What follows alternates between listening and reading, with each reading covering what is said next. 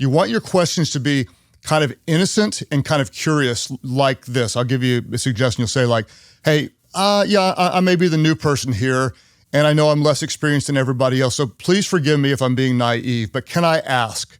And so you're setting the tone like that. You're curious. You're not coming in with an arrogant attitude. And then you want to ask some version of these three questions. Hey, it's great to have you back for another episode of the Craig Groeschel Leadership Podcast. I want to say sincerely, I am thankful for you. It's an amazing thing to have you in our leadership community, and I have a real passion. I feel like it's a calling to help you get better in your leadership. And so what I want to do is I want to talk about what you want to talk about. What we're going to do is we're going to do a multiple week series where I'm answering your questions. We ask for questions, and man, you guys ask a bunch of them. Normally, we do an episode on the first Thursday of each month with an occasional bonus episode. Hey, we're going one a week for as long as it takes to work through many of your questions. So our team looked at all the questions, and we saw some common themes. I'll tell you what we'll be talking about in the weeks to come. A lot of you are asking about how do you lead up when you're not in charge? You talked about lateral leadership questions. How do you lead your peers? Many of you are wanting to know how do you develop emerging leaders, or what do you do when you're starting a new role? Lots of questions about team building and about how to create a great culture. And many of you are dealing with burnout and kind of self-care issues in leadership. So we're going to hit those themes and more. Let's dive in today. Matthew from YouTube asked the question, Craig, what advice do you have for speaking up when you're a part of a team and no one is making the calls? What do you do if you're in a meeting and everybody's talking, and at the end of the meeting, there's no action, no one's making decisions? Matthew, I'm glad you asked that question, and I'm really glad that you're noticing and you're wanting to do something about the problem, because it's important to remember that anytime you're in leadership in a meeting, you're with a group of people, remember, no decision is a decision. If you're not making a decision, you're actually deciding not to decide, and it's impossible to do nothing and make consistent progress.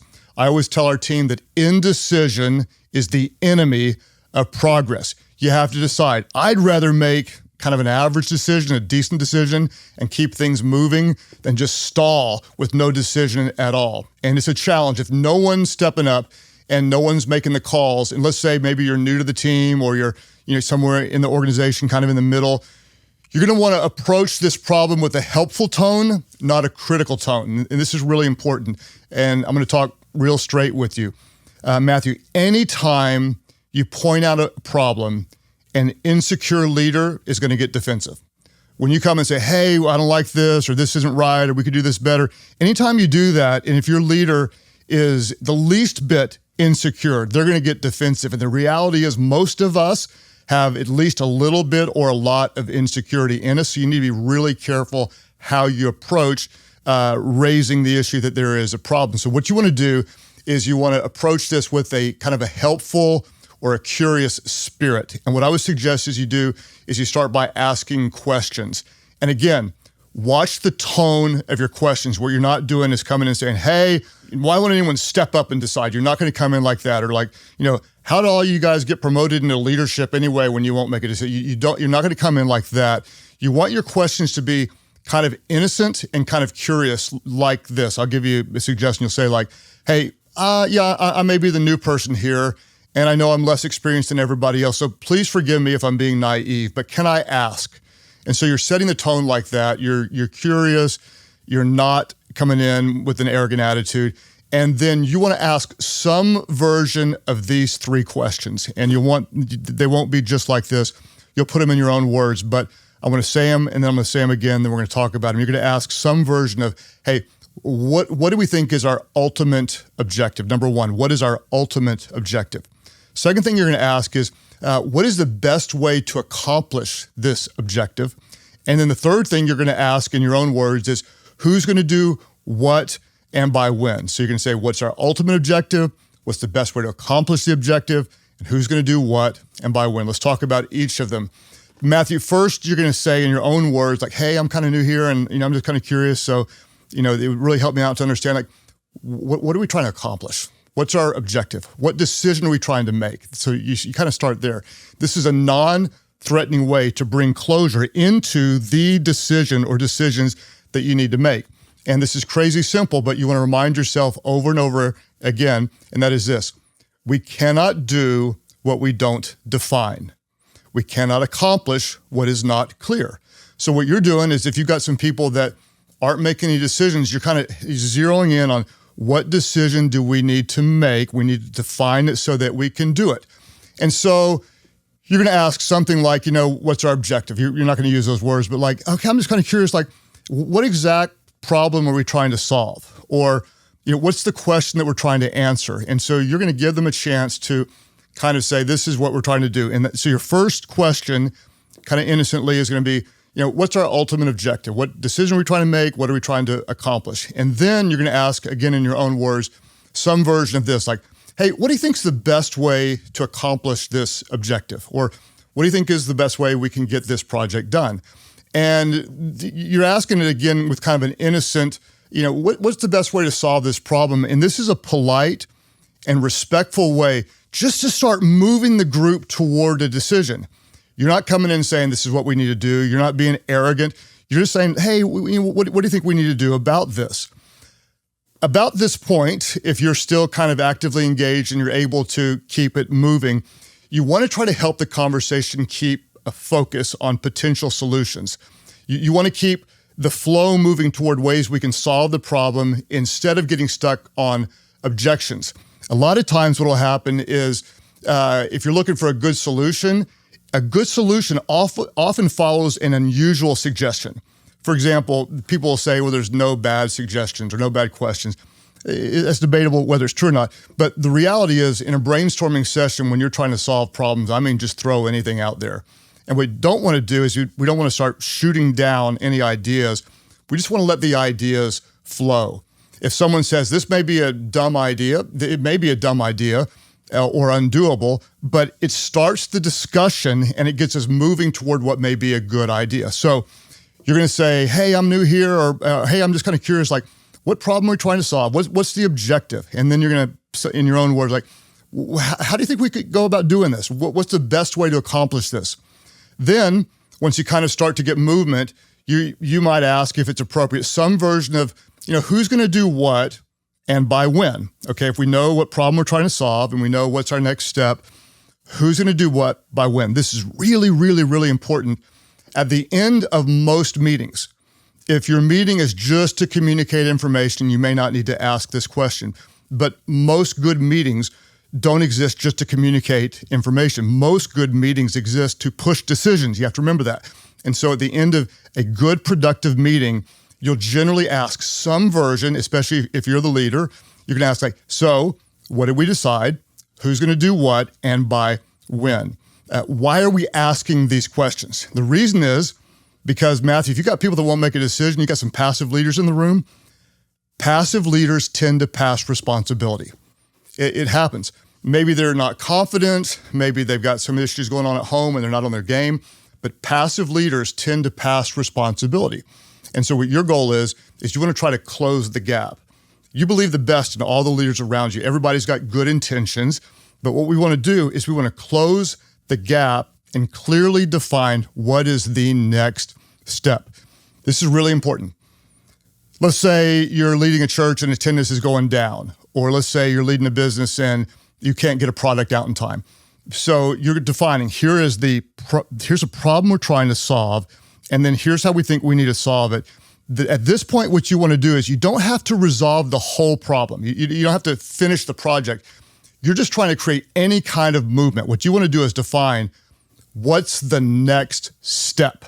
If our church is falling apart, the next step might be to go interview people and find out what's going wrong, or it might be to go talk to another pastor and get his opinion. If you're in business, it might be to set an appointment or make a phone call or get a bid or meet with the board. What you want to do is you want to be specific on who does what and by when. We're trying to drive not the whole project, but just what is the next step. And if you're always taking the next step, eventually you're going to be taking ground. Who does what and by when. Then what you want to do is ask, what are we going to do about this to create accountability? Whenever you say who does what by when, you're bringing some accountability to the promises that are being made in this meeting. Okay, so Mark's going to get that, and Blake's going to get this, and Leanna's going to get that, and we're going to have this by next Tuesday, and this is going to be by the next meeting, we're going to have all this done. And what do? You're creating accountability. What is the purpose of accountability? Accountability closes the gap between intentions and actions. We've got good intentions. This is going to close the gap. So, Matthew, as we covered a lot, and I just want to compliment you on noticing you've got really, really good instincts. If you're in a meeting and you're not driving a decision, that's not generally an effective meeting. So again, you're going to come humbly and say, what's our ultimate objective? What's the best way to accomplish this objective? And who's going to do what and by when? And it's really amazing and it's really special what a team of people can do together when you've got clear objectives, when you've got a clear strategy, and when you've got accountability. You can make a big, big difference. All right, let's deal with another one. Harold asks this. When you're meeting a leader that you want to learn from, how do you ask good questions? Super glad you asked this, Harold, because a lot of times people will get with a leader and they'll talk the whole time, or they won't ask good questions. What you want to remember, and the fact that you raised that question shows that you know this, is if you're talking, you're not learning. Anytime you're meeting with someone, if you're in there doing all the talking, you're not doing any learning, so you want to come in with good questions. How do you ask good questions? I'll give you some thoughts. I would suggest, Harold, first of all, that you start with intentionality. What do you want to learn? By understanding very specifically what you want to learn, you can kind of define the objective of your time with that leader. You might want to learn how to make better decisions. You're maybe indecisive, maybe you procrastinate, maybe you get caught and you can't move a decision forward. So you might want to learn how do you make decisions. You may want to learn how do they manage resources. One of the most important subjects in leadership that not a lot of people talk about is resource allocation. How do you decide where you put your time? How do you decide where you put your money, your best talent? So you might want to learn how that. You might want to learn their leadership philosophy, not just what they do, but how they think. What are their values? What's their strategy? What gifts or mindsets do they have that make them unique? You might want to learn how they juggle responsibilities, or how they handle criticism, or how they delegate effectively, or how they create momentum or sustain momentum, or help an underperforming team member. So I gave you a lot there, but before your meeting with a leader you respect, you want to be able to finish this statement. This time will be successful if I learn what? This time will be productive if I learn what? So you want to go into the meeting with a real specific idea of what you want to learn. You're going to be intentional. Second thing is I'd suggest is focus on how and why questions. Focus on how and why. You don't want to just know what they do, but you want to know how they do it and why they do it. So you might ask, like, why did you choose this strategy? Not just what strategy did you choose, but you want to understand what was the thought process, what were they analyzing, what was behind their decision. You might ask, why do you prefer longer meetings? Or why do you prefer shorter meetings?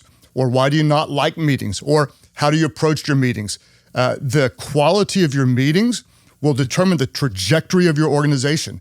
If you got bad meetings, unproductive meetings, you can't have a productive organization. So, like, how do you think about meetings? You might ask, how do you build trust with your team? Or how do you learn to delegate? So you're coming in not just what, but why and how. And you want to ask questions that help you discover principles instead of just practices. It's so important. You can't copy what they do, but you can learn how they think. You want to try to get into their minds. And in a similar lane, number 3, I would always ask this. Ask about who or what influences them. Super important. Who do you learn from? Who stretches you? Do you have a mentor? Do you have a favorite podcast? What books have impacted you? Are there any conferences that you recommend? And this is super helpful because if you can find the source of who or what shapes someone that you admire, that can open windows of learning opportunities for you to get better based on the people that are helping them get better. And finally, almost every time I'm interacting with any leader I admire, I always ask, hey, what have you read or listened to recently that's impacting the way you think? What have you read or listened to recently that's impacting the way you think? I want to know every single time what's current, what's shaping them, Every great leader is a growing leader. If you admire them, they're growing. They're not the same as the last time you met with them. I guarantee you there's something new shaping them, and you want to find out what it is. Number 4, finally, try to find the story behind their story. You're interviewing a great leader, and you want to know, hey, what makes you tick? What's the story behind your success? What's the story behind your ministry? What's the story behind your influence? And I want to slow it down here for a minute because this is a little bit more advanced than what it sounds like. What you're doing is you're looking to discover what's in their heart, not just what's in their head. And this is really important because what makes a person great isn't just head knowledge, but there's usually something else. There's a drive. There's a hurt they're overcoming. There's a promise they made that they'll never or they'll always. And you want to find out what's in their heart. And most people never get to this level of a conversation. And so what I like to do is I like to say something like, if toward the end of a conversation, we're clicking, we're close, like, man, there's something special about you. There's a reason you're different. There's a reason you stand out. So you set it up like that, because most people don't ever say that to them. And then you say, like, can you tell me the part of the story that most people never think to ask about? Or can you tell me the part of your story that most people don't know about you? Can you tell me the part of the story that most people wouldn't understand? And what you're doing is you're digging deeper. And if you can go deeper, you can hit a well of wisdom. And I found that when you can I call it taking the levels down. So your surface questions, normal questions, we're going deeper and deeper and deeper. We want to find the story behind their success. And there's always one, and people rarely ever talk about it. A couple of more thoughts on this subject. When you're digging like that, as often as you can, you want to find someone several steps ahead of you. You want to talk to someone whose business is 5 times the size of yours, not just 20% bigger. You want to find someone whose ministry is 20 years advanced, not just 6 months in or whatever. And the reason you're doing this is because it's helpful to meet with someone one step ahead. But when you do that, you just learn what I call tweaks. They're doing, oh yeah, I didn't think of that. And here's how they save a little time. And here's how they're a little more productive. But if you can find someone several steps ahead of you, way ahead of you, they're going to blow your mind. They're going to tell you stuff like you thought, I never saw that. I've never thought that way. They're going to take something that you're sure is this way, and they're going to tell you the exact opposite. And when you meet with someone many steps ahead of you, they give what I call the gift of disorientation. You're like, whoa, I didn't see that coming. I'm disoriented. I've had a few meetings like that in my life where I've walked away confused, excited, disoriented. I'm off center.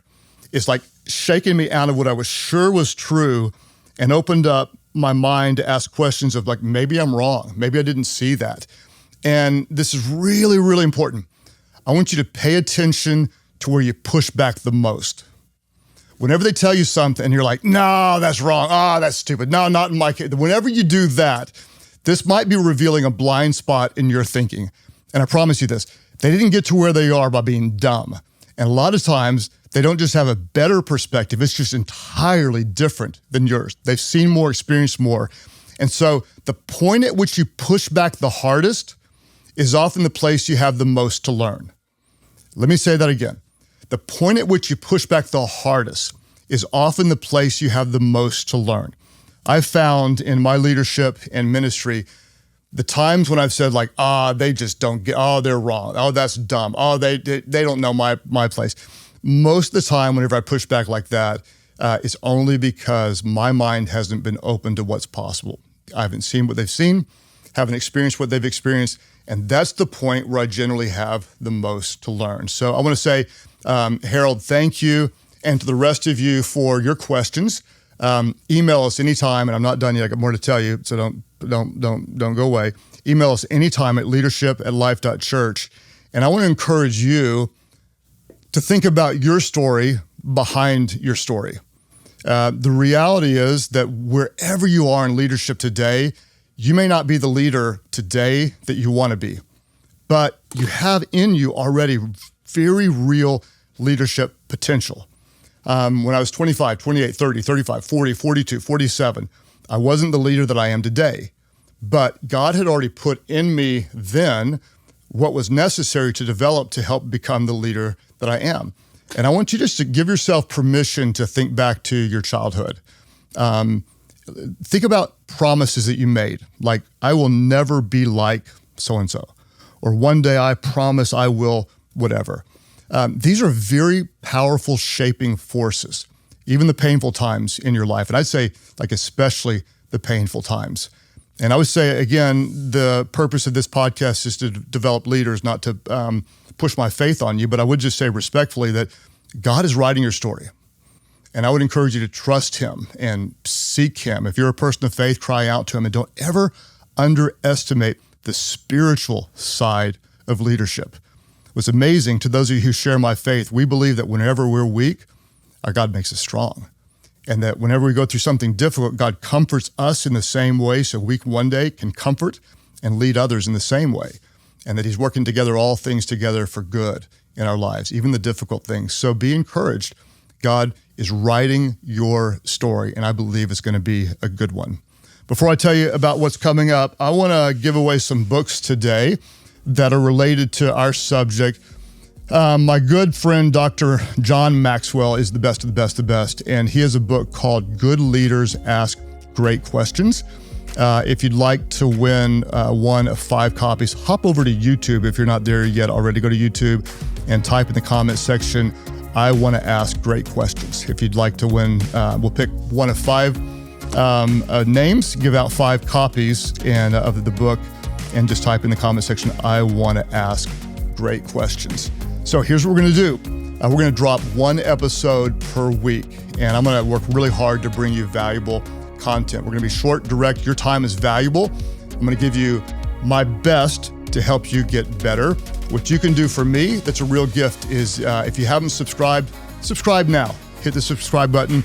If you've never written a review or rated the content, it's going to take you 30 seconds. If you do that for me, it'll help us reach more people.